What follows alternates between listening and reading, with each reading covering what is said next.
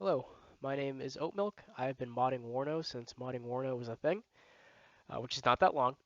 But over that period of time, I've learned quite a bit about how to mod the game and how the game works. So I want to discuss exactly how to change certain facets of the game that I thought a lot of people typically usually ask about. So this is not going to be a comprehensive guide on WARNO modding, but just some areas that I thought a lot of people usually tend to change. So without further ado, here is my mod WARNO Plus.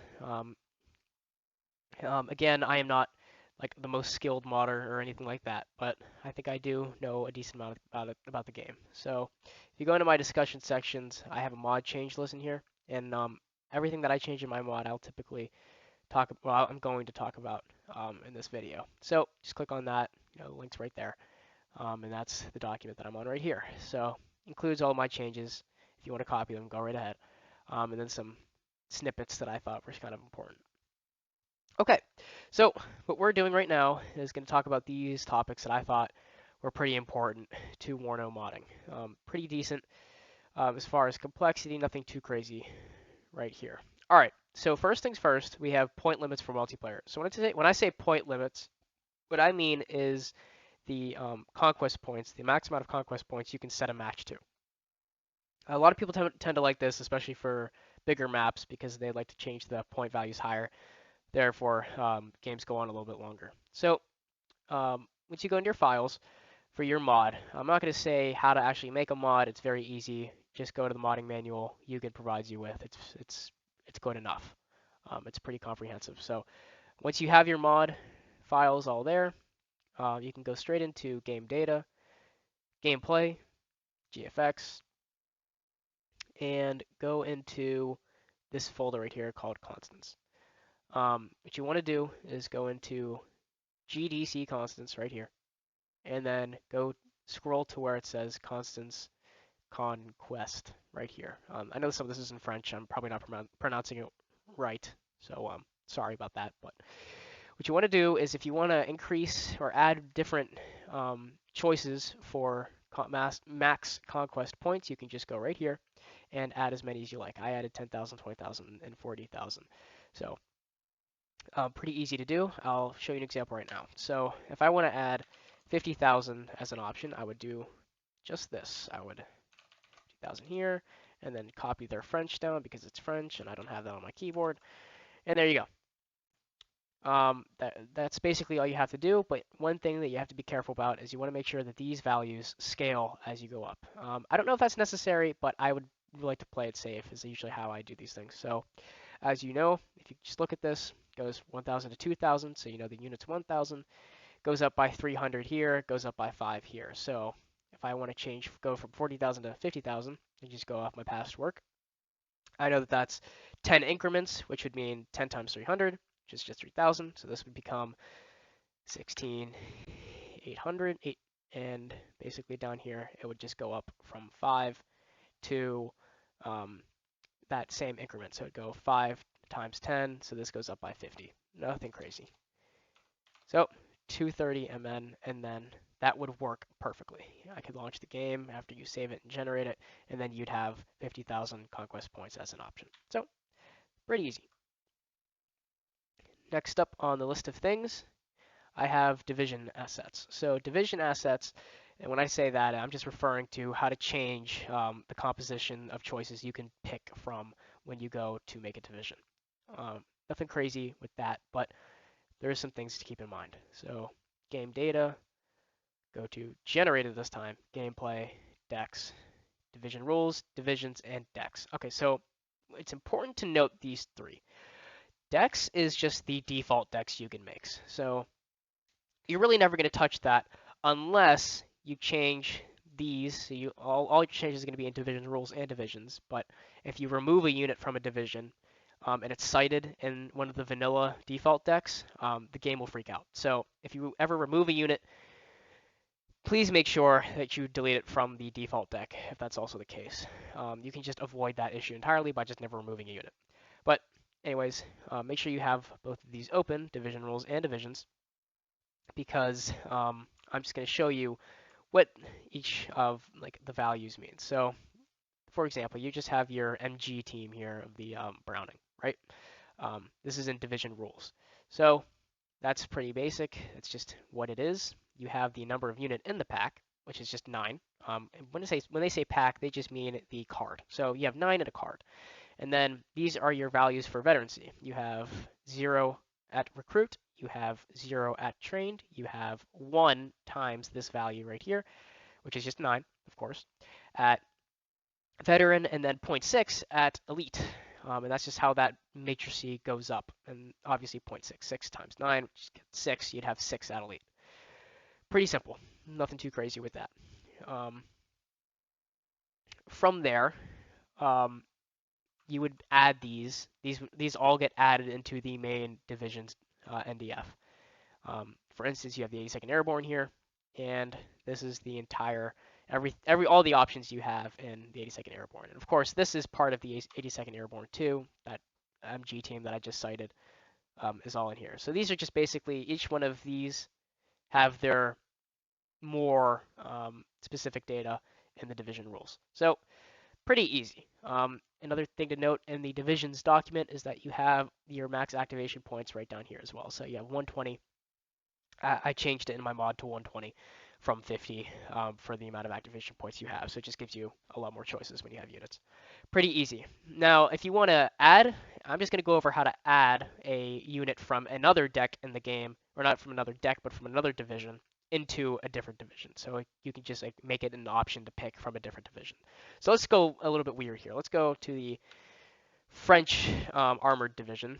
I think it's called 5E something. Yep, there it is. French armored. And let's say I want to add the AMX-10 hot to, let's just say the 82nd Airborne. I don't know why you'd ever want to do that, but you can.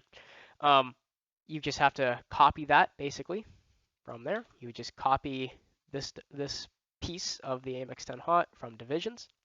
And by the way, this number after is just how many cards you have of that piece. So nothing too crazy.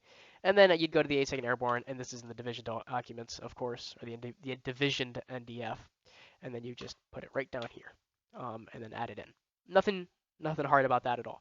But you do have to make sure that the division's NDF and the division rules NDF tie it to each other. So make sure from this you would go find that AMX 10 hot, or wherever that may be. And this doesn't have to be necessarily in order, by the way. The documents can be. The two NDFs don't have to be like in perfect order as how they appear.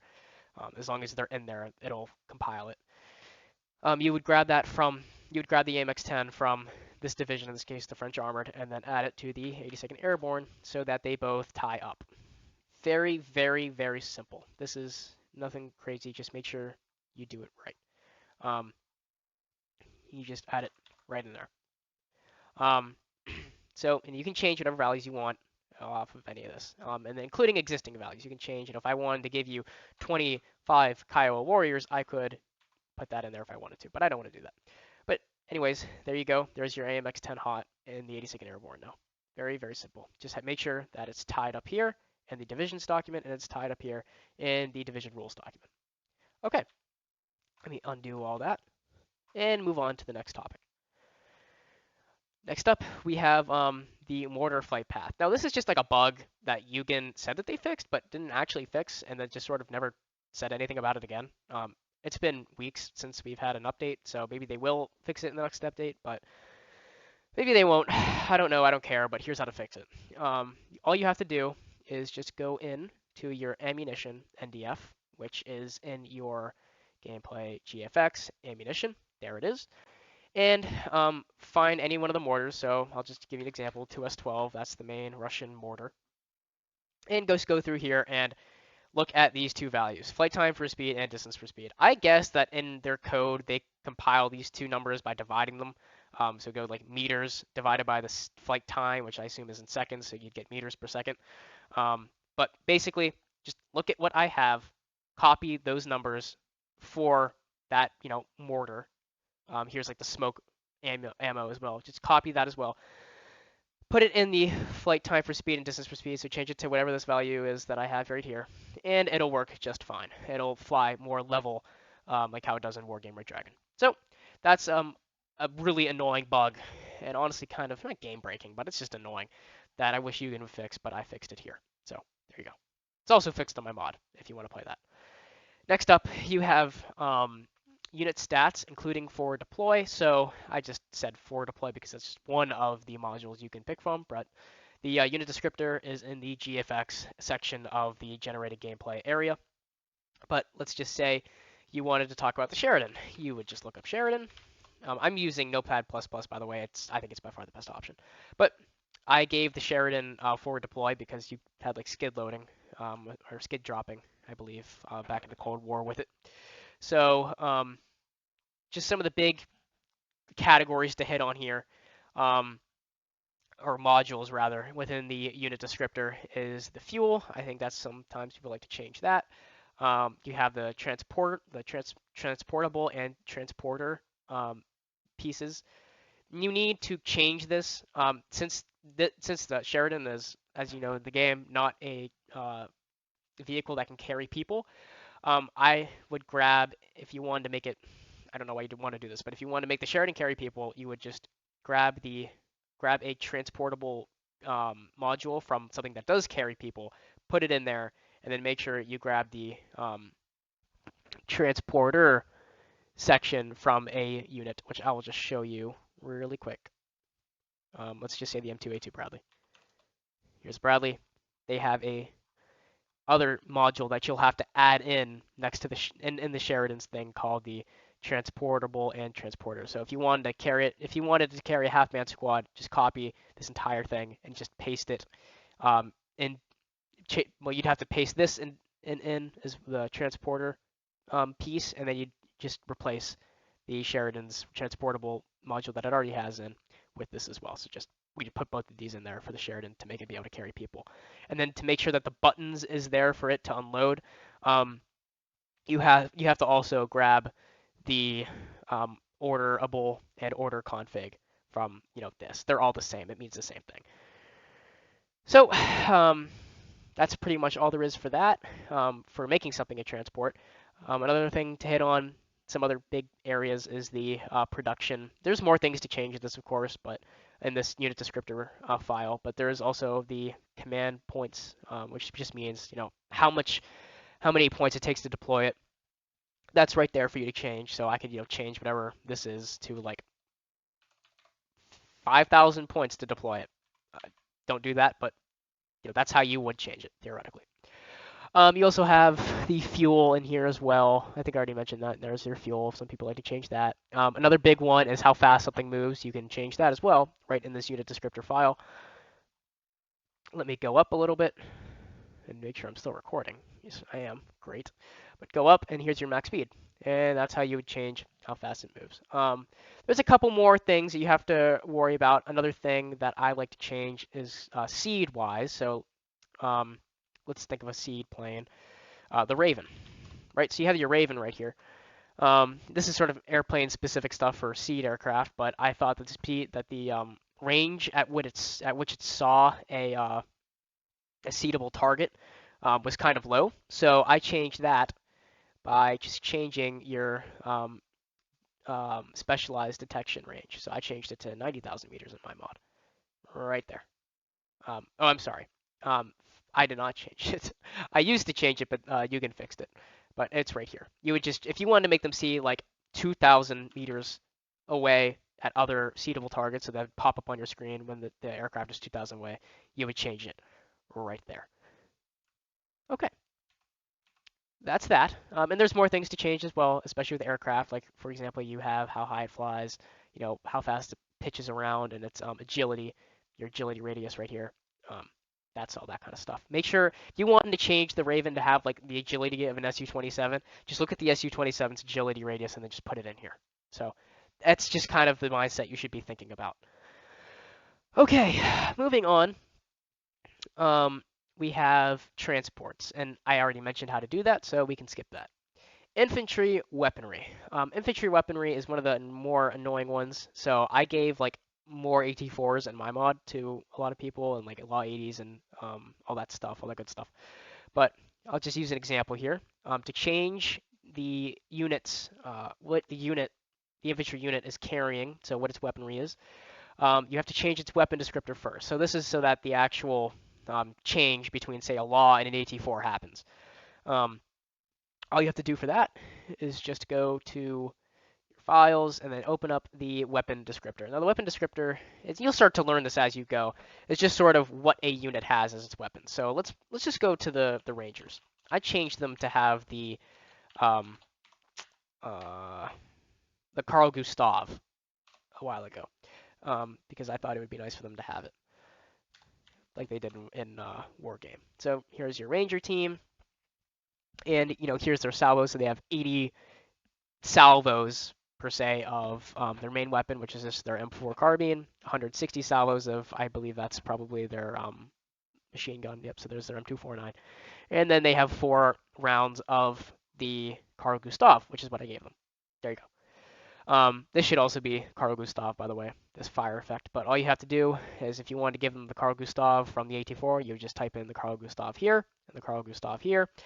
And that would change it so that on the unit card, that's what's hitting you, or hitting the other vehicle would be the Carl Gustav instead of the AT4. You can change this to whatever you want with any other unit. I could give them the Rock if I wanted to. So that's how that works.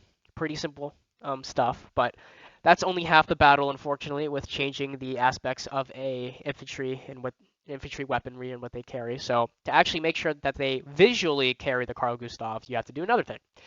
And for that, you're going to have to go in here, and it's sort of in this little file here that is kind of annoying.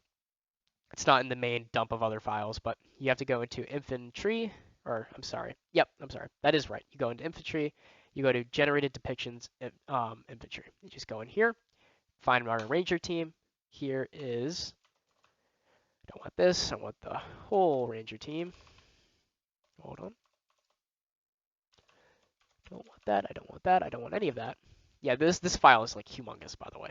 But here's our Ranger team right here. Oh, I was on the right thing. My bad.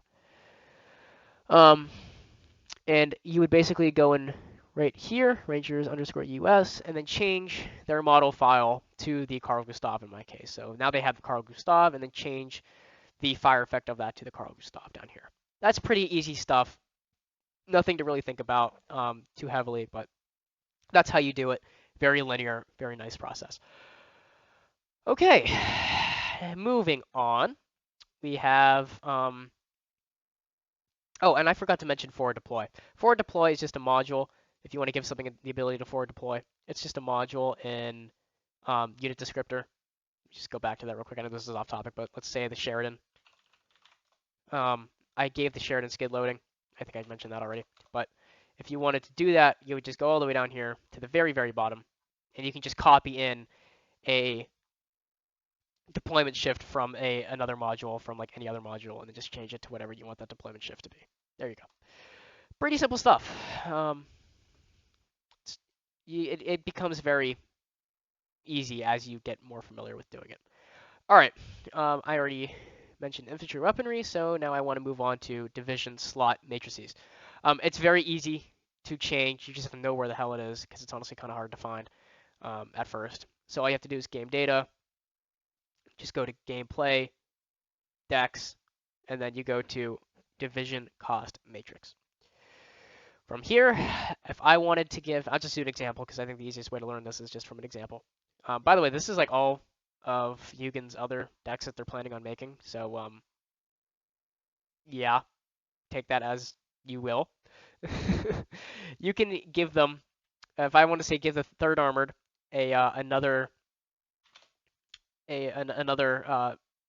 basically a slot for another unit in the logistics category, I could just do comma and then space, of course, another unit, or not another unit, but another, basically, when you add in, say, 4, that would mean it would cost 4 activation points for another slot in that case. And then I think this is commented out, so I don't think you have to worry about it, but I changed it anyway. This would turn into 7, and then since I added 4, it would go up to 7. So it could be 7 and 17. So pretty easy. Now the third armored would have another logistics slot for 4 activation points. So pretty easy, nothing crazy. I say that a lot, as you probably picked up on, but there you go. All right, last thing, plane armaments, and this is another bigger topic, sort of like how um, the division assets topic was, as well as the infantry weaponry topic. But this is honestly the worst, in my opinion, out of the things that I at least know how to do. But go WARNO plus game data generated gameplay GFX, and this is where it gets a little annoying. Now remember what I said that the weapon descriptor was sort of what each weapon every unit has. Open your weapon descriptor again. I already have it open. I'll just go to it. Okay, maybe I don't have the weapon descriptor open. Let me go get it. So it's right here. And what you want to do is basically just choose an aircraft that you want to change the armament of. For instance, I changed the F-16 to have AMRAAMs. I know it's unrealistic, but you know what? I don't care. F-16E, if I remember correctly, AA. Yep, that's what it is. Okay, great. So, as you can see with the salvos again, it has 6 salvos of Vulcan, it has 4 salvos of AIM-9s, and it has 2 of the AMRAAM. That's what I changed it to. Again, how we sort of changed the Carl Gustav for the Ranger Squad, we want to do the same thing here. So, since I wanted to give it 2 more AMRAAMs, 2 more AIM-9s, and then change it from Sparrow to AMRAAM, I changed, this used to be Sparrow, so now it's AMRAAM, and I changed it down here, the fire effect, to a AMRAAM. Same goes here with the Sidewinders. I didn't have to change that since it already happened, but I did have to give it 4 salvos of AIM-9s. So again, very, very simple. And then obviously the salvo order here is in order basically. So it goes 6 Vulcan, 4 AIM-9s, 2 AMRAAMs.